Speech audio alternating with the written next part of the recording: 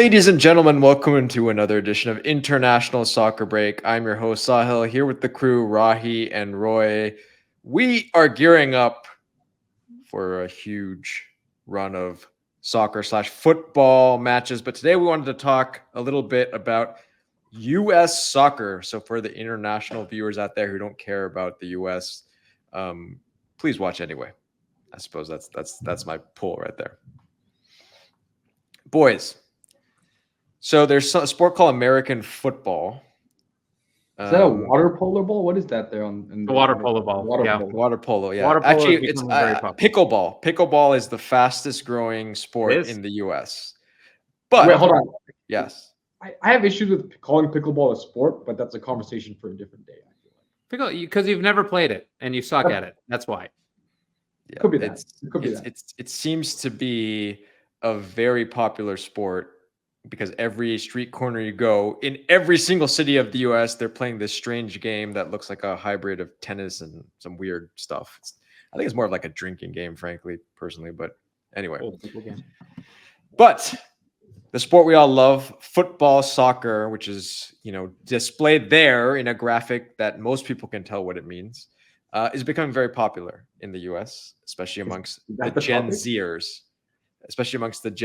So let's start here, and then I'll get to the actual topic at hand. Roy, you liking this? Kind of. It feels a little bit like cheating because though soccer is becoming very popular, if we define what part of soccer is becoming popular, it's not the U.S. men's national team. Those viewership ratings aren't going through the roof. It's not really MLS. It's when Messi plays. Yeah, those games get a lot of views. But when Colorado plays against New England, no, the ratings are as poor as they get. Probably poorer than a pickleball televised match. Probably poorer than a water polo match televised. So those numbers aren't growing. There is a growth with MLS that comes from Messi's presence. That growth obviously started way the heck up here, and it's starting to settle down a little bit with his injuries and everything. But Premier League is growing. Liga MX has been growing for years. It plummeted recently a little bit, but it still. Sounds like you knew what I was going to ask because that is a beautiful segue to our main conversation during the day. I had no idea. He had no idea. He had no idea. The production of this show. We don't talk to each other. And we don't practice. We don't practice. No. We just no.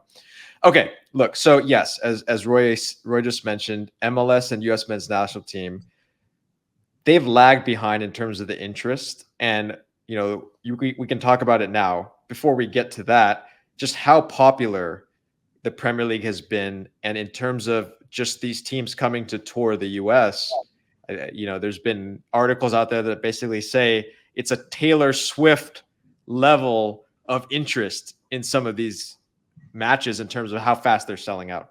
Okay, you're talking about the preseason games in which the European teams tour the U.S. in this sort of preseason tour. It's been going on for years, by the way. Yes. But I'll admit, when's the last time I bought a ticket to an MLS game, Roy? Ask me that question. I don't want to ask you that. I know you don't. You don't like MLS. You don't like going to the games. So I don't want to hurt my heart by asking you that question. Guess what ticket I bought for this summer? Just recently, last week. Guess what I bought, Roy? Like a Chelsea US tour or something lame like that. AC Milan, Manchester City. Oh, I knew That's it. what I bought. I knew it. Oh, you're such a fraud. A whopping $130. No. You could buy 5 MLS tickets for that price. Come on. 1/5 of a Messi ticket right there. That's what that is. But hey, think about this, Roy. In one game, I can watch multiple Americans, right? I could see Eunice. I could see Christian. Then I could also see some of the best players in the world from multiple different countries. I can see Rafael Leao. I can see Erling Haaland. I can see Vardiol. I mean, the list goes on, right? I can see the annoying man himself, Phil Foden. I mean, all these people that I can see in one game. Why would I choose to watch MLS when I can watch the team that I'm following anyways? And that's the thing with Gen Z in this country and younger fans is that everybody has a team. Everybody I know, young people watching men's soccer have a team, but they don't have an MLS team. They have a European team. In my office alone, where I have a Borussia Dortmund fan, I have an Arsenal fan, I have a Chelsea fan, I have a Man City fan, I have a Man United fan. When we were growing up, no one knew who those teams were in the US. But I'll tell you what, nobody knows still. Who plays for the Colorado Rapids? That's what nobody knows. Mihailovic does. Cole Bassett. I could give you the whole starting lineup, my friend. But that is a different comment. But you're right. Yeah. Sadly, very sadly, you're right.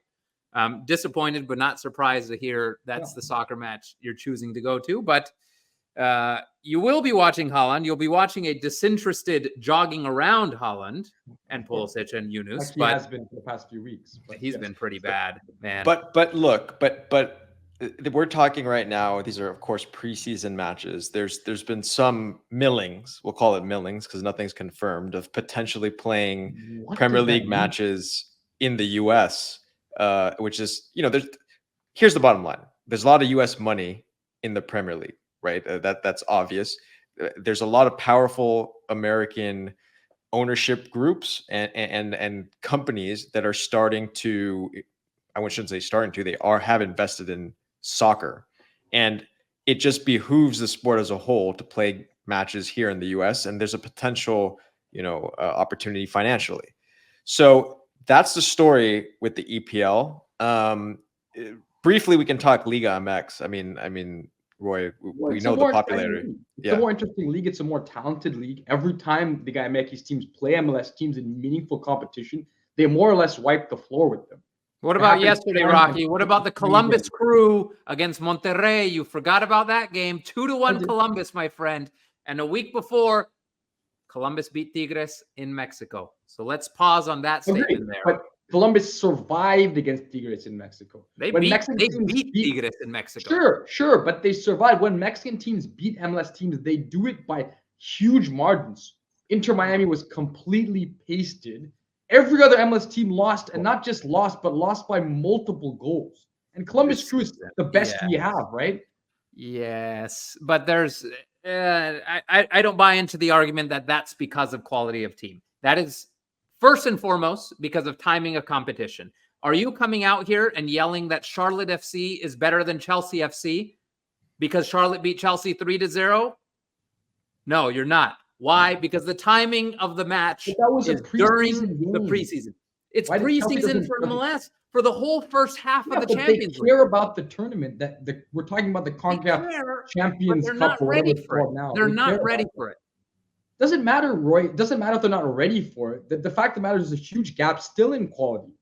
Because top to bottom, the rosters of Mexican League teams are just so much better. Yes, at the top end, we can compete. At the top end, our best strikers can compete with the best strikers on Liga MX teams. But not throughout. Not wide fullbacks. That's where we have problems, right? In all the little positions you have to fill in, that's where MLS rosters are really, really poor. And that has a lot to do with designated player rule as well. Okay, so let's get beyond MLS. Now let's talk U.S. men's national team. And I think this is the bigger issue. So, fans are willing to shell out tons of money to go see one-off games when Chelsea, Man City, all these teams come in, AC Milan. But we've been to multiple national team games, which have been empty. And in terms of popularity, I want to leave the women's team. I think the U.S. women's national team has gained popularity over time. And I think women's soccer/football has gained popularity as a whole. So take the women's national team out of it. But the men's national team, we go to games and the stadiums are half empty. Like, what can we do about this? The team has to improve. And the team has to win bigger competitions. That's not on the fans. Why would you choose to watch the U.S. men's national team when you know less players on that team than you know that are playing for Chelsea, playing for Man City? I get it. And you're seeing better quality. The U.S. team is growing and they're getting better.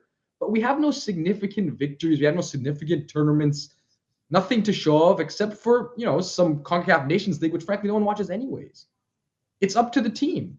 You have to win big games against big teams. By the way, the World Cup, you beat the Netherlands. People start paying attention. It didn't happen. It could happen this summer, right? You're going to have some chances. I think it comes down to two things. You touched on a few of them, Rocky. It comes down to quality. That's number one. what you mentioned about MLS and versus Liga MX, I don't think there's such a huge gap there. But what the other factor is, it's tradition. There's no real tradition in MLS. There's also no real tradition in US soccer. There is, but compared to European nations, compared to South American nations, the history of victories, the history of shock results, we look back at a Confederations Cup. That's our big, incredible emotional moment. We look back at a group stage match against Algeria.